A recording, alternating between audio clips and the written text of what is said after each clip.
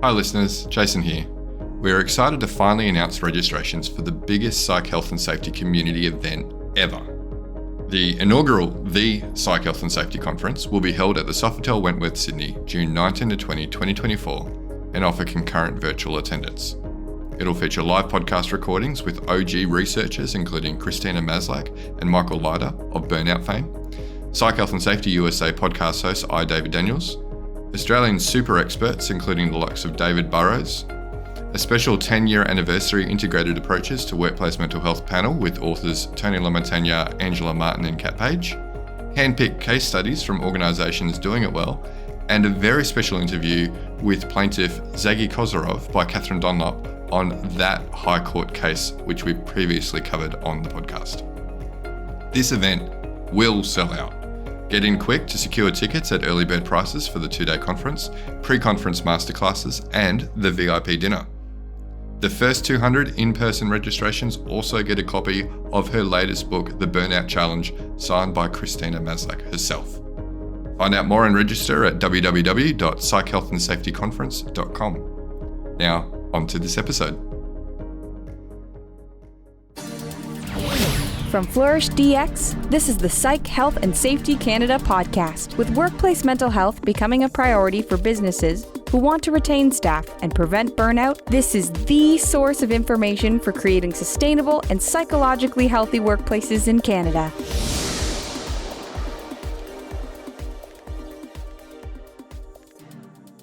Well, thank you for joining the Psych Health and Safety in Canada podcast. My name is Ian Lewis, and I'm one of the hosts here.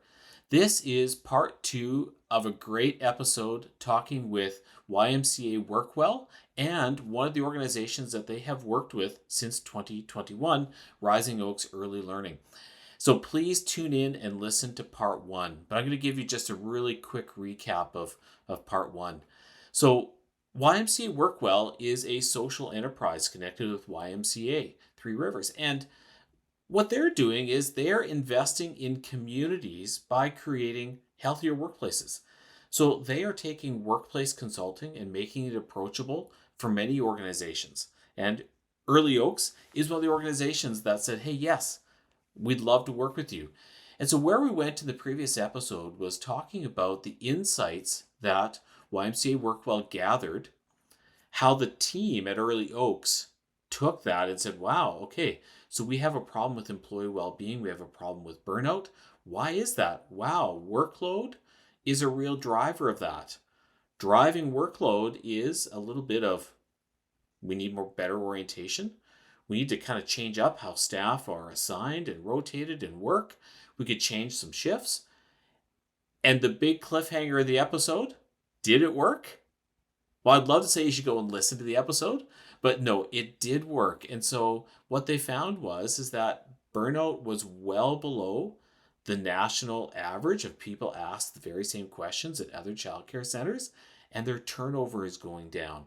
They have real life data to show that, yes, they had to invest some money, but it's paying off. And so joining us today are those 3 guests again. And so we're going to do just a really brief roundtable to bring up our listeners to speed who may not have listened to the first episode. So Kate, thank you so much for joining us today. If you had to just give us a brief idea of who you are and who Workwell is, who would that be? Yeah, so YMCA Workwell, as you mentioned, Ian, is really all about creating employee well-being, healthy places to work. Part of the YMCA of Three Rivers in the Kitchener, Waterloo, Guelph, Stratford, Perth area in Ontario.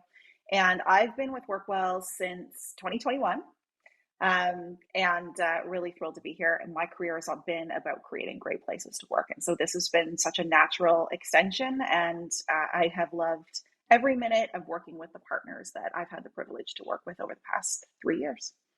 Yeah, and you know what? As a practitioner myself, I know that the folks we work with teach us so much, and it's an honor to be given a front row seat into the experiences they're having. Yeah, for sure. That's great. Kyle, you are newer to the YMCA team, but give us an idea of your background and why you ended up at Workwell. Yeah, absolutely. Thanks, Ian. So I am, yes, as you said, relatively new to the Workwell team. bring with me 10 years of experience of workplace health and well-being experience, mostly from post-secondary higher education. I love getting courtside seats to watch partners, be it with previous work experience or this one, really learn and grow and have those eureka moments in the space of well-being. It can be, a really large aha moment, or it could be sort of even a small nugget from a takeaway from a webinar presentation, and everything in between. So I'm really lucky to be able to work in this space further. Yeah, that's excellent. Christine, tell us a little bit about you and your organization, and I guess why you are so invested in this. Thanks, Ian. My name is Christine Parsons, Director of Operations at Rising Oaks Early Learning. So we're in the Kitchener-Waterloo area in Ontario. I have been here for 34 years, so it is a great place to work, but have had the privilege of working with Kate and the YMCA Workwell team since 2021. And I think having been in the early childhood education profession for 34 years, I've really seen a decline in the health and well-being of the professionals. And I'd like it to be my legacy that I promote and help support the profession to be healthier. Wow, thank you. So, Christine, why do you think that early childhood education is a tough place to work? Like, why would people in that sector be experiencing lower well-being? Kids are wonderful.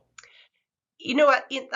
That's a fantastic question, because one of the things that I do is promote professional love, and the joy and the value of working with children. I mean, we are there when infants take their first steps. We hold that secret from parents because they want to be the folks that see their baby take that first step, and yet we get to hold that secret.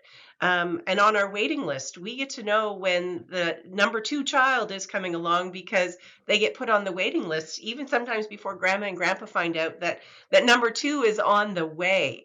So it is really a joyful profession, but the work is hard, and we bring our hearts to work every day, and it's hard to be heart smart all day long, and I think we've chatted about the high demands, but the low control that we have in this profession. There are places for autonomy, and I know Kyle's going to talk about that. But you have to search for it. So, for people that aren't really aware of the demands of childcare, um, what are the demands? Because you talk about the demands can be high, but the control can be low. Um, Paint a picture for our listeners about maybe what that looks like for an early childhood educator or people working in the classroom. So childcare in Ontario is a little bit different than across the country. So in Ontario, we are a regulated profession. So just like doctors and chiropractors and massage therapists, we're regulated. Um, so we have that piece on top, but we are also highly regulated from the position of the Ministry of Education.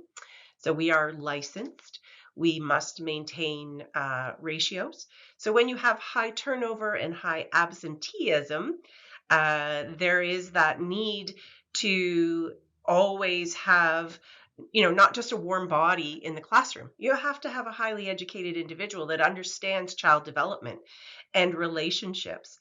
And so when you have high employee turnover and you have high absenteeism, there was a time in the pandemic where we were phoning families to say, we can't operate today. We can't take your children because we don't have enough staff.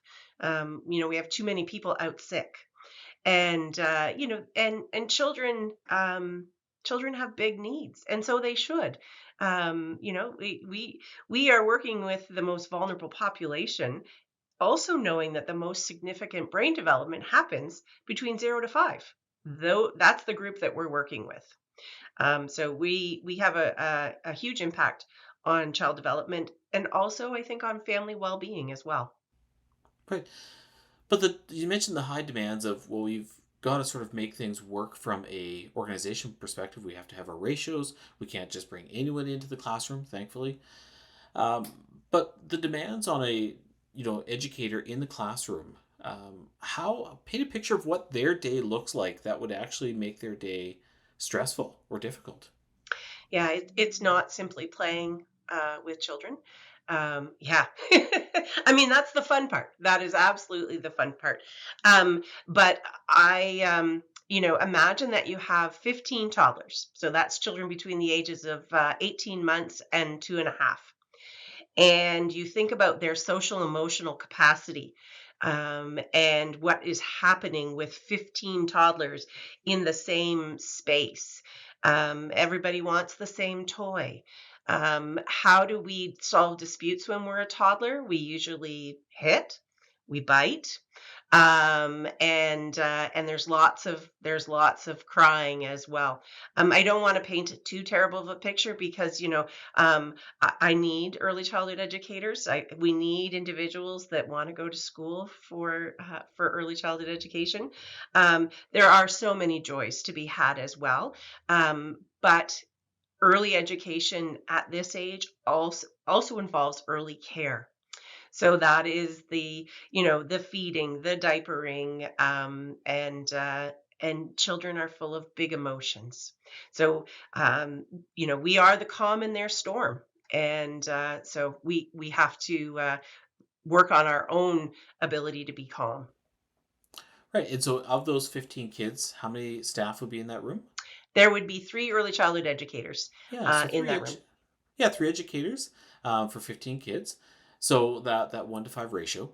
Um, I think anyone who's on the call who's a parent, you might recognize the challenge of having 5 toddlers at once, let alone 15 in the same space, and so the work is great in terms of reward of you're impacting kids' development.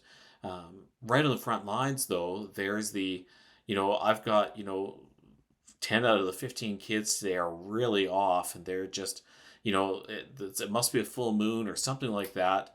But then there's also organizational things that are happening in terms of, we have a new staff member in the room, or so and so is usually here and they're great at this, but they're on holidays this week. And so there's a lot of things that go into sort of impacting someone's experience at work. And I think, we're all aware that out there is this sort of sense that, what, if people are stressed, what, they should just take better care of themselves. And, maybe they should be doing some yoga. Why aren't they sort of taking care of themselves? And I know, as, everyone here in the room today, we understand that that's not really the approach. But Kyle, you've talked about shared accountability in our previous conversations. And what does shared accountability for employee health really look like? Yeah, absolutely. Um, in all of the teaching and coaching that I do, one of the most common reactions that I see from folks is when I mention the concept of self-care. I get a lot of cynicism, a lot of eye rolling, and that's because with traditional definitions of self-care, there are all of these factors that are causing stress towards an individual employee. So many different stressors out there, both within the workplace and outside of. But make sure you're doing something for yourself, if, as that is sort of the magic elixir. You can kind of namaste your way out of stress, right? Whereas well-being is really it's a shared journey, and that's why we like to use a shared accountability model. So there are 4 key groups that play an important role in the well-being of an individual employee. It's at the organizational level, so there needs to be policies in place, procedures in place, framework in place for the well-being of individual employees in mind. It needs to be at the leadership level. Is the leader providing a safe space for dialogue? So if an employee has a concern, they feel safe enough to bring that to the leader. It's at the team level as well to make sure that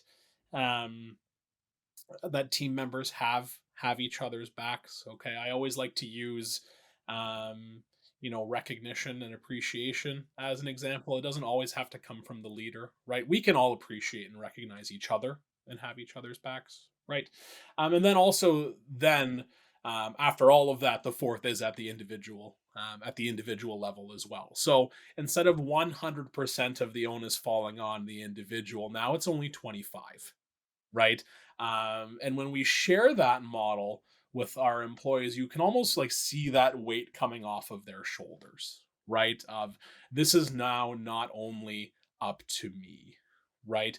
I'm sure that everyone in this virtual space and everyone listening can think of a time you've tried to do something for your own well-being, whether that's increasing physical activity, maybe you're practicing mindfulness, whatever it may be, and you start to fall behind on that, right? Then that becomes a stressor in and of itself, right? That is taking up mental bandwidth and mental load in your brain. That I started to do this, I really should, but now I'm not. So now instead of becoming something that's supposed to be a healthy component, it's actually having the adverse effect. So spreading out that accountability, we find to be really helpful in terms of kind of opening people's eyes to well-being, and that we're all in this together. So you talk about opening eyes, and then you talk about that to employees. They can see, oh yeah, wow, okay, it's not all up to me. But what about at the senior leader level, where you're talking to the people that really control the organization, that they influence what happens at the multiple levels. They're the ones making policy, but they're the ones that are also kind of the spokespeople. Like, how do you get them to think about this as shared accountability? Because your top leaders are sort of responsible then for 75%. The organizational policy, their own leader behavior, but also they're responsible to set conditions at the team level and express expectations to the team. Like, how do you get them to buy in? Yeah, that's a great question. Now, this movement towards a shared accountability model is in the grand scheme of sort of the history of the workplace relatively new. So we don't have sort of that expectation for leaders to have that inherent knowledge of how to kind of move in that direction as well. And that's where Workwell comes in, because we find that especially leaders that come to us, they want to make meaningful change. They want to improve in these well-being spaces, but they don't necessarily know how or where to start or what to focus on. Where should their action resources be put towards, right? So being able to kind of walk them through the well-being journey and coach them in some specific pieces, which I know that Christine can speak to as well, right? Because Christine is an amazing example of a senior leader with a desire to grow and develop and do better, right? So once you have that in place, then it's the teaching that comes as a result. And again, this is not linear, right? This is something that needs to be practiced. It's like learning any skill, and this is what we like to, or I like to anyway, speak with our partner leaders about, is that this is not a quick fix. This is not a one-stop shop. Like building any skill, you have to practice. You cannot go to simply one piano lesson and be Beethoven. You are going to need to work at this for long periods of time. Right. So you hit on a couple of really important elements, and we're going to bounce over to you, Christine, in a moment. That you can talk about this, you can build desire, but you also start to walk through and show some of the practical ways of demonstrating that multi-level shared accountability so that they can perceive that, well, this is something that might be possible. Because I think, at the root of it, you're right, this is a new thing for organizations to think about shared accountability, that the organization has something to do with their employee well-being, but that they don't really know where to go with that. And there is sort of still the old mindset that the workplace sets the expectations and the employees rise to the expectations. Whereas we do have to create good work that's good for the humans that do the work in there. Can I jump in for a minute there, Lee? Yeah. Because I think there's a really important piece around leader well-being too. And I think sometimes especially when we work with senior leadership teams, and they're like, we want to make the experience better for the employees. And they say, and you also need to take your own medicine. And that modeling the way piece is so very, very important, because if as senior leaders, you say, oh, you need to make sure you take time for yourself. Make sure you're taking a lunch. Make sure you're leaving work on time. Like all of those things that we hope that leaders are sharing to help employees have that balance between, or that integration between their work and their home lives. But if what they see is a senior leader who is answering emails 24/7, who is not taking a lunch break, who is not, leaving the workplace at the times that they are encouraging their teams to do, it becomes a little bit of do as I say, but not as I do. And it's not enough to give people permission, like open the door and say, you can do this. If all of the messages from the senior leadership team, in terms of the actions that people are witnessing, say that that's not how we do things here, and it's not how you get ahead or grow in this organization, then employees aren't going to feel like they can walk through the door, even if the door is open. Wow. And yes. And, Kate, our listeners are going to listen back to think about an episode with Jay Lamont, which is going to drop shortly. It hasn't dropped at the time we're recording.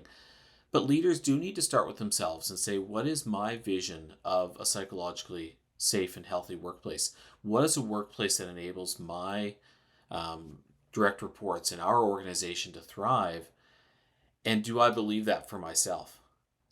Because if there isn't that agreement, they're going to not be able to demonstrate the behaviors, but they're also not going to be able to really facilitate that stuff as it goes on. You can't pour from an empty cup, Yeah. right? And so if as a leader, you have a responsibility for taking care of your teams and your people, but if you're not taking care of yourself, this is where that self-care piece intersects, right? Because it is a key part of well-being. We do need to practice and walk and model the way for ourselves, and in order for our teams to be able to do it. No, for sure. So, Christine, you, in some ways, you lead the organization, but you're accountable to a board of directors. And for you to say, hey, I'd like to bring in some consultants, I want to pay them some money, and hey, they might recommend some changes to our ops that cost us some money. There might be an impact to our bottom line, but people are going out the door. Like, how did you work with your senior leadership then to sort of begin to socialize this idea of shared accountability? And of course, you've had a long engagement with YMCA Workwell, but how did that kind of, like, what's that interaction been like with your senior leaders, like your board above you, but then also your key senior leaders who report to you? For sure. So I'm fortunate. I have a CEO before me, and then there's the board of directors. So I'm fortunate that our CEO saw value in this work as well, and she really has her ear to the ground about funding opportunities. So we were fortunate that there was an Ontario Trillium funding proposal out, and we applied. It was for a resilient workforce, I think, was where the dollars were earmarked, or sustainable futures. And so we had the opportunity to apply for that funding. We received that first grant. And that got us, I think, 2 surveys and 2 interactions with YMCA Workwell. We applied for a second grant. We were successful. And then also childcare is really, really at the forefront. This is so exciting in 34 years of my career to see childcare really sort of high on everyone's conversations at the moment. And so we also received some funding municipal through our municipal government, which of course comes through federally, provincially, and downward. But this year is the first year where we don't know where our funding is coming from. So because we had done so much work with YMCA Workwell, we had all of the data, we have the positive outcomes.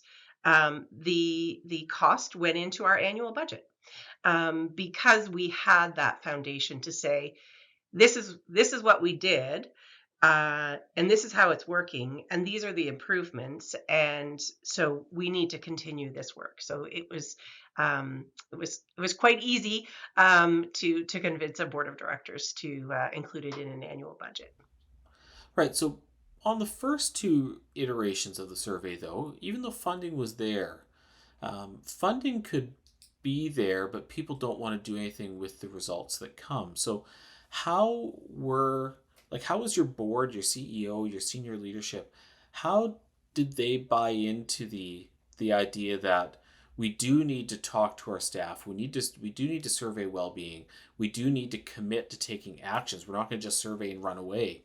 How did you, what was it that, and maybe it wasn't you who convinced them, but how did that buy-in happen? I think so. The passion that Kate and the YMCA Workwell team have for this work is contagious, and I think with that passion and desire for a healthy workplace, Kate cares for our team as much as we care for our team. She wants to see us do as well as we are doing. So again, that, shared accountability. Kate feels it. She demonstrates it. She has gotten to know us very well. And then I think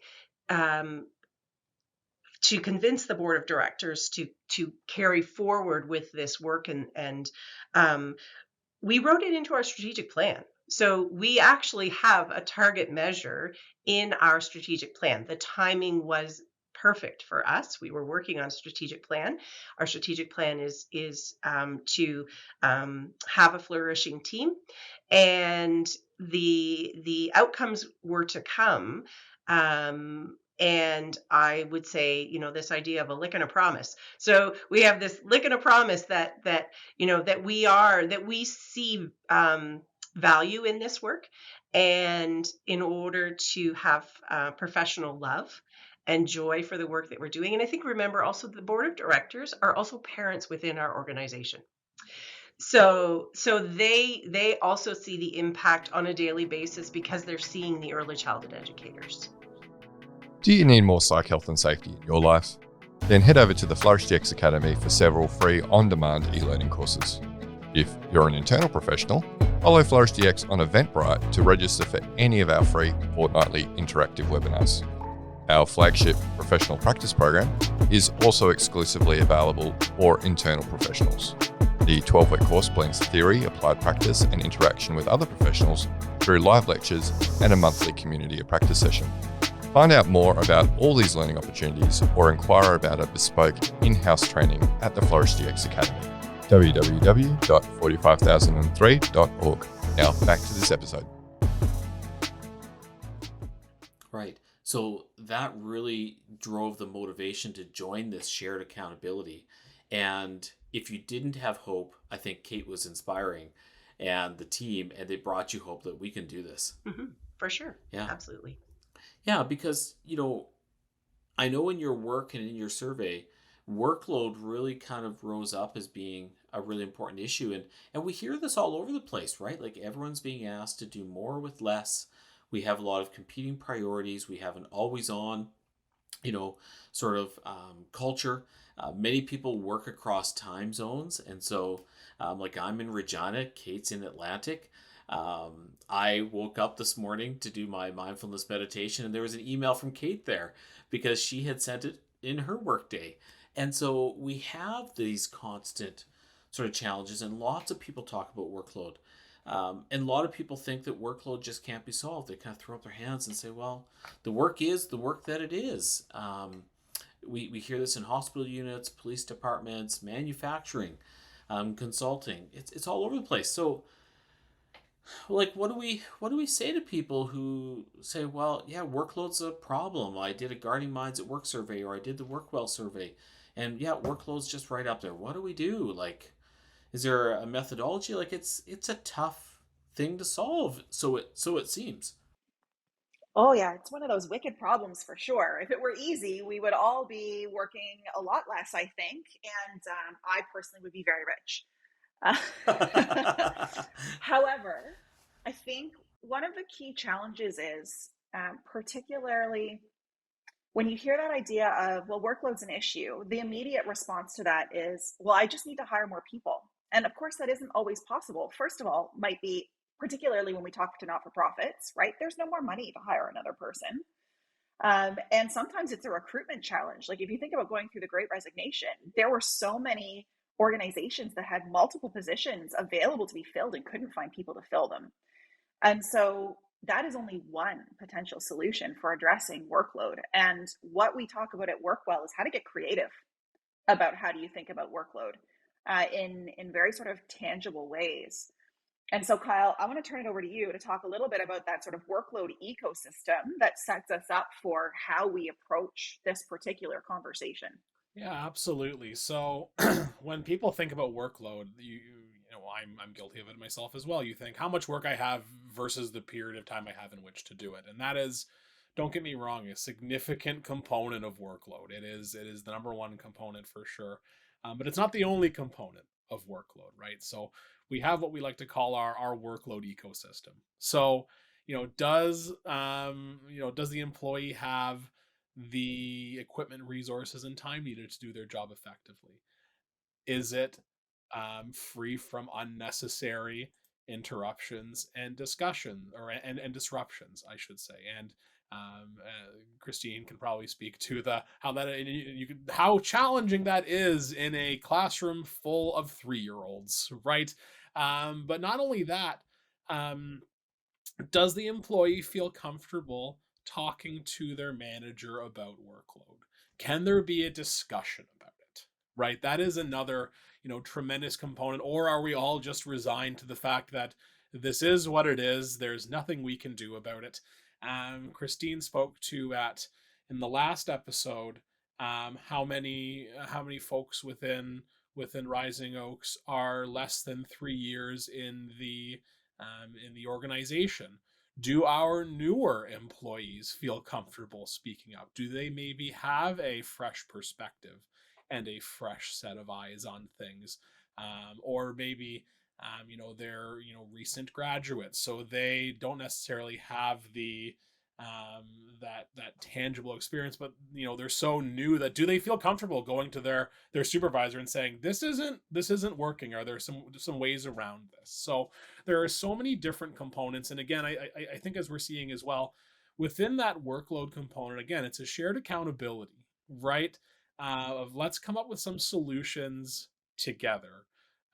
As I continue to say, go back and listen to the last episode. Christine spoke to so many amazing things that herself and the leadership team at Rising Oaks did to address some of those pain points, we'll call them, right, from a workload perspective. So again, it is not just the sheer volume of work and the time in which you have to do it. There are so many other contributing factors as well.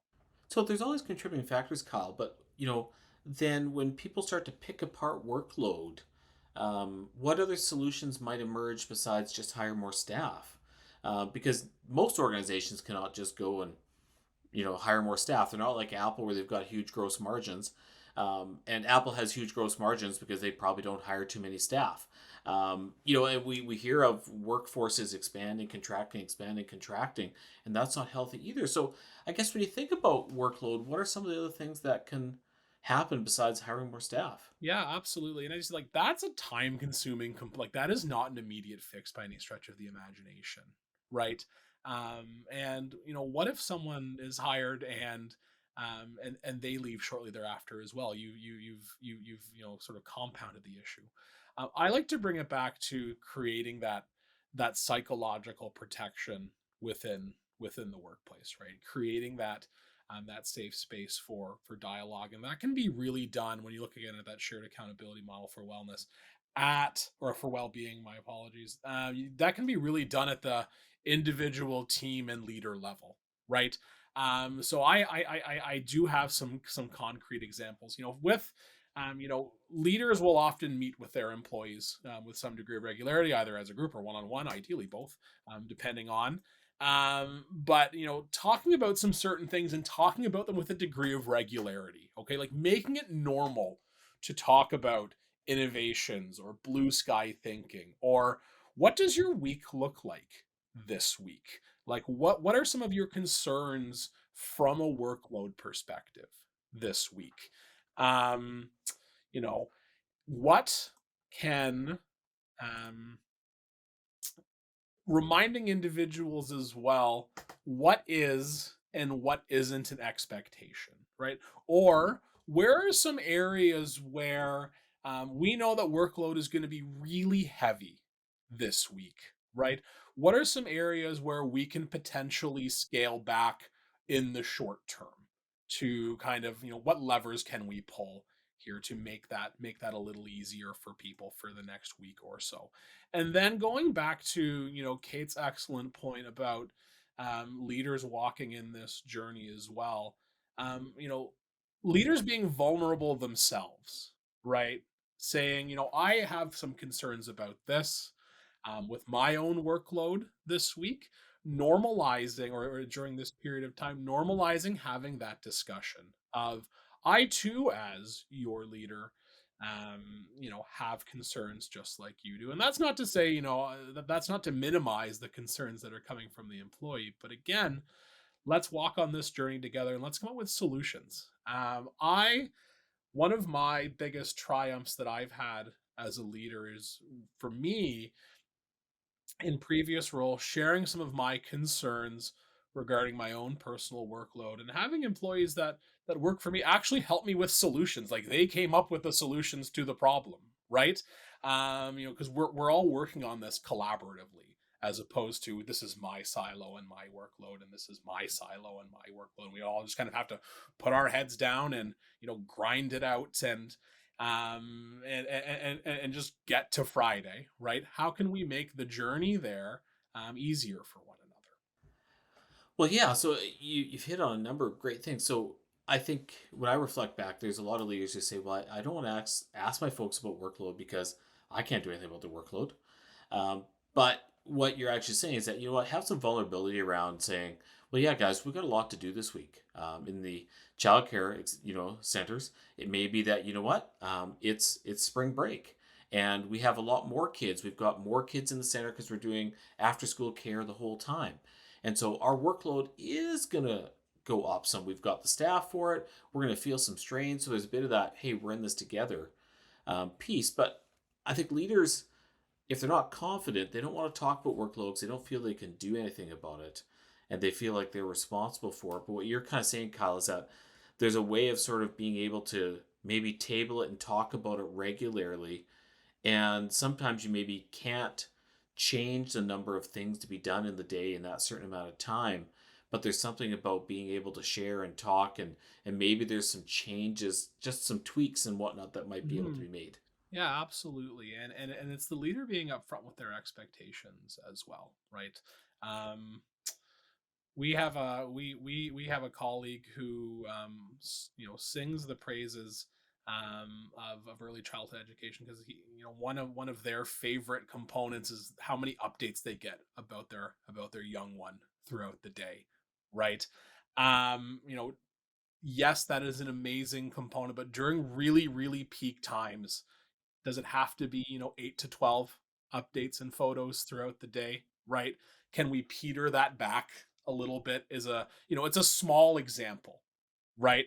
But it's a tangible example of giving that, again, as Kate said, opening that door, right? Opening that door of, what, okay, we can't add more resourcing, but can we scale back some of the work that we are consistently doing for a short period of time to kind of weather this storm that's upcoming? I think there's two pieces that matter there, right? It's knowing what really matters to your care holders. So, in the case of early childhood education, what do parents really need in order to feel like they're engaged? They know what's going on with their child, and they know that their child is well cared for.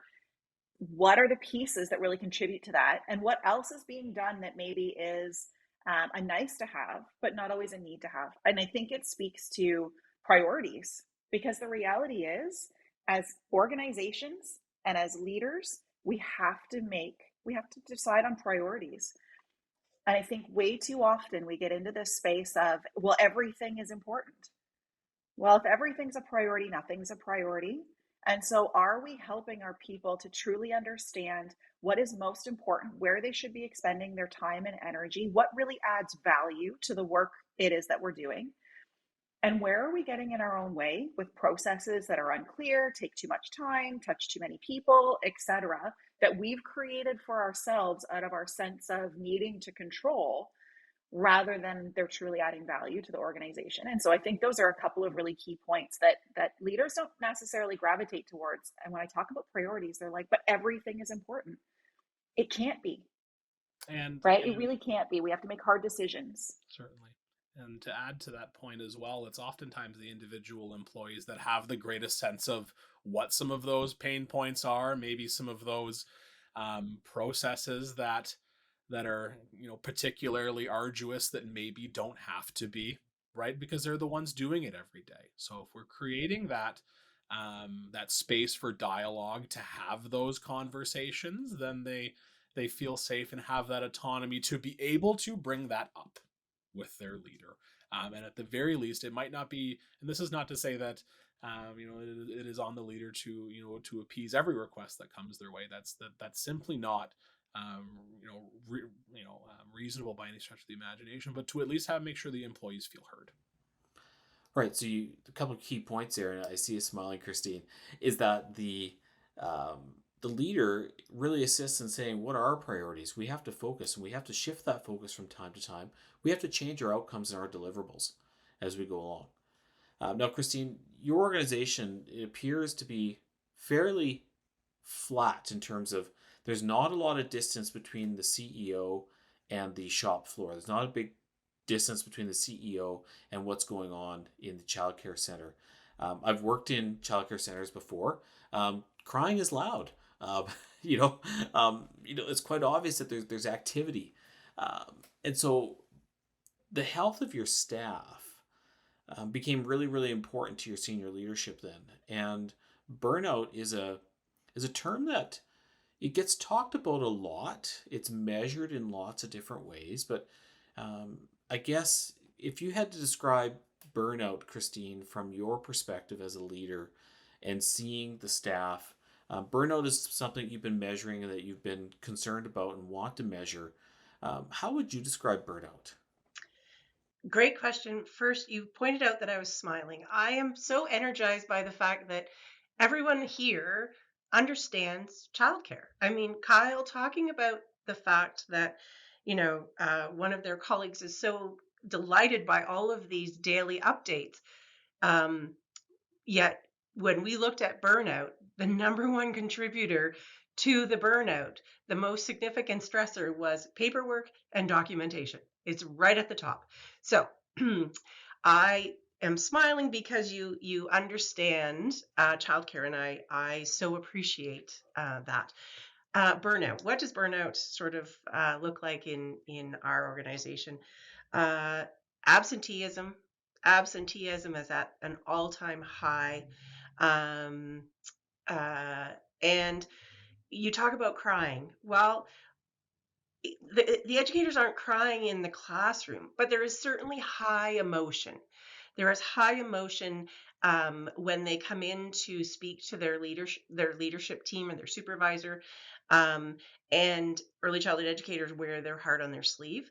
And so frustration often does come out as tears and emotion, but also, frustration, the outlet, you can't let that out in the classroom. So the outlet is in their supervisor's office. There's also unhealthy habits, unhealthy eating habits. We see that too, all the trips to the local eateries and all of the junk food that comes into the childcare center because they have unhealthy eating habits. We're trying to get them to go out for walks, but really what they really want to do on their lunch is just decompress. And our couches in our staff rooms have this lovely little dip in them where everybody sits and spends so much time on their lunch. So those are the kinds of things that I see not only in our employees, but we see that in ourselves as well.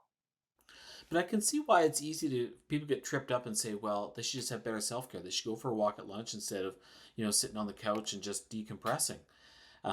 But you've embraced that idea of shared accountability, and we've been talking about factors that leaders and teams can do that help the people then to have the space to make those great self-care actions, but also that the environment, the workload, the way things interact in the work system aren't causing a huge level of stress that requires decompression. And so I love, Kyle, how all the pieces sort of fit together. And as we round the corner talking about, well, how can organizations do things? I know that all of you have some really good ideas about working with burnout. In the previous episode, we talked about the shared participatory approach that you took in talking with staff, because quite often frontline staff know what needs to happen to relieve the pressures. But if there were some general sort of tips and quick wins and things people can do about burnout, and I shouldn't say what people can do about burnout. No, what organizations can do about burnout. So not an individual focus of let's feed them, have pizza parties and socialize. Yes, socializing is great. That's a great workplace resource, but it's not relieving some of the other pinch points. So what can organizations do about burnout? They need to understand the root causes, right? And so there's, some great research out there that looks at sort of what the root causes of burnout are. Workload's number one, so there's no secret there, right? It really is thinking about that workload piece, but it's also around working relationships. Are people getting along? So one of the things that happens with burnout is emotional regulation gets harder. So you have more conflict in the workplace, and then you have poor working relationships, and you have this vicious circle that starts there that can be really challenging. So it's taking a look at those working relationships as well. Just measuring. One of the things that we do at YMCA Workwell, and we started a year and a half ago now, is measuring our perceptions of our workload on a weekly basis. So we have now a year and a half worth of data where each person on the team fills out for their week ahead, what do they think their workload is going to be like? And we have all of this data to inform our decisions, because it really is about how do we make smart decisions about taking care of people so that the organization that's trying to help other organizations tackle burnout are not burned out ourselves, right? It really is modeling the way. And so we've used that. We've had these great conversations about, well, are we tracking workload objectively or subjectively?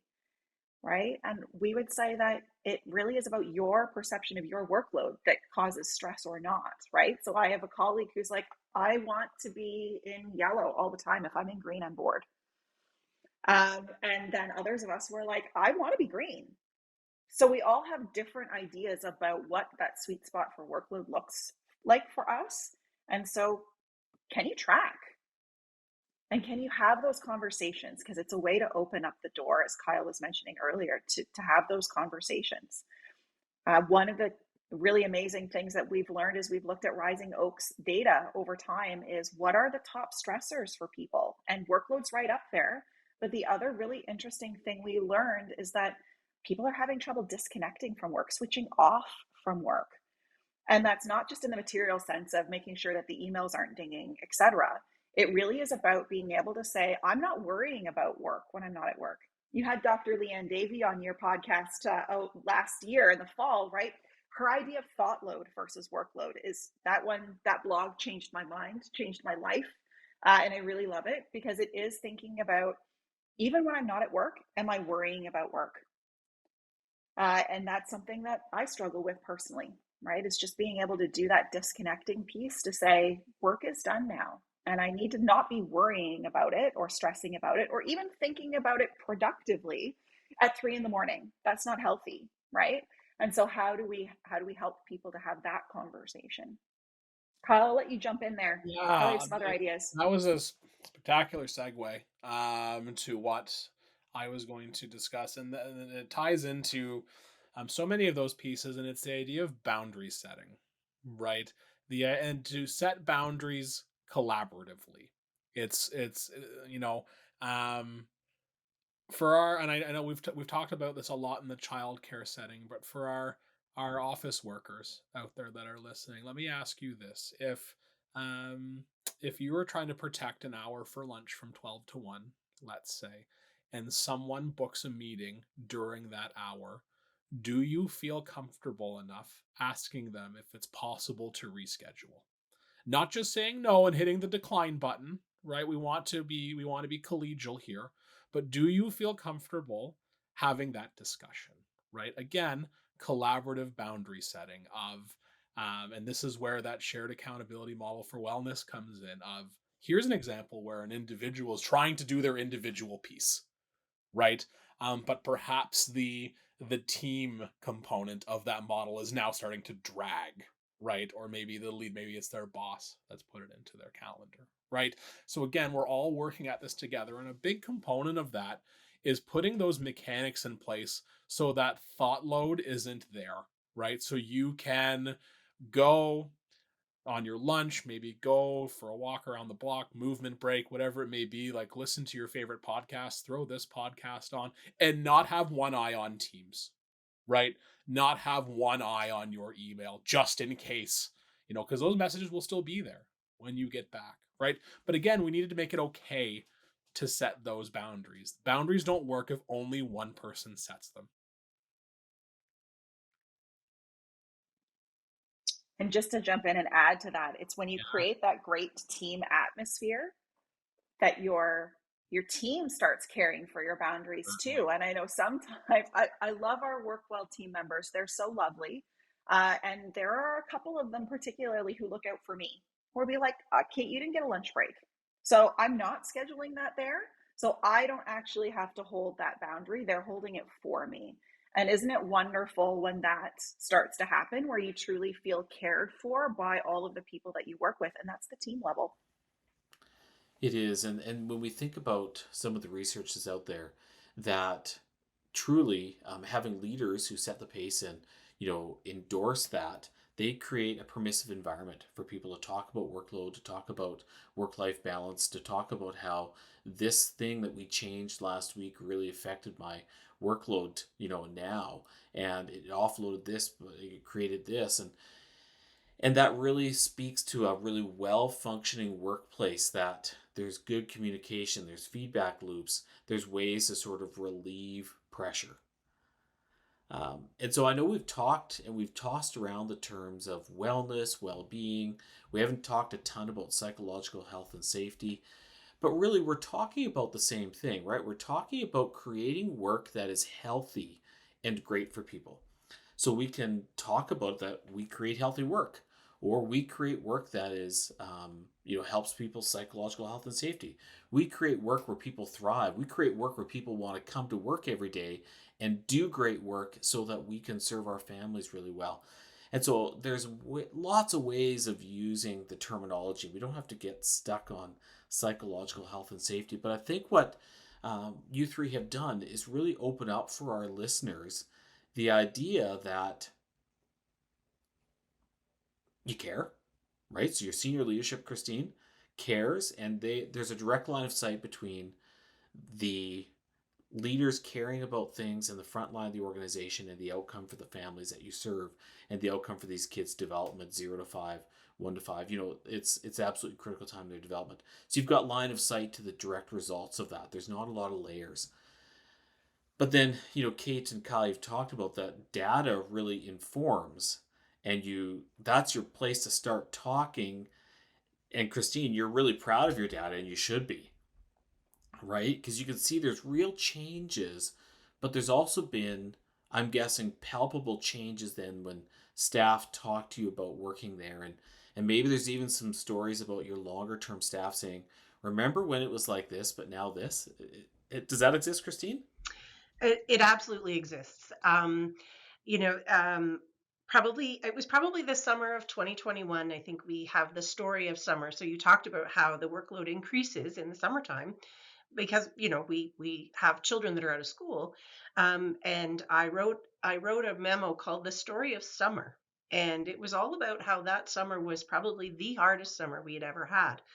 And now, if I was to write the story of summer for 2022 and 2023, it looks significantly different because of some of the work that we have been doing related to burnout, and because we've done the root cause analysis, um, and I think because people know we care. I think it is that idea of knowing that we care. And so I've been quickly writing notes down here because I don't want to interrupt anybody. But in childcare, we talk about this idea of the connection and correction and direction ratio. We talk about that ratio for our relationships with children. And that has been one of the themes of this work is our ratio with our employees right? Do we have enough connection, correction, and direction? And because of the what we see in the summer, we bring on all of those extra children. We also bring on, probably 50 new staff in order to manage all that new enrollment. And making sure that those new employees are feeling the connection, direction, and correction ratio. Because if your correction and direction ratio is higher than your connection ratio, you have a problem. And that leads to, again, this idea of unwellness and burnout. Yeah. And so I think what that really brings home, Christine, is the absolute importance of why you're doing what you're doing. So you turn that lens back on yourselves as leaders, say, do we have the connection, direction, correction that we need with our staff? Are we giving the face time? Are we listening? Are we changing? But you see it in the health of your staff, the difference between the summer of 2023 and the summer of 2021, which is a real low point for you.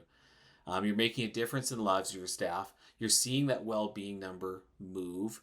You're seeing that burnout number change. Your burnout is statistically significant and much lower with a large effect size from the rest of childcare organizations, but also the rest of national averages. You're doing wonderful work, Christine. We are doing wonderful work. And sorry, I have to get this in real quick too, because we talked about this shared accountability. We play this game called Rule or Not a Rule. So Kyle, yeah, Kate knows. Kyle talked about, are we doing the work that is required, or are we doing the work that we perceive to be required?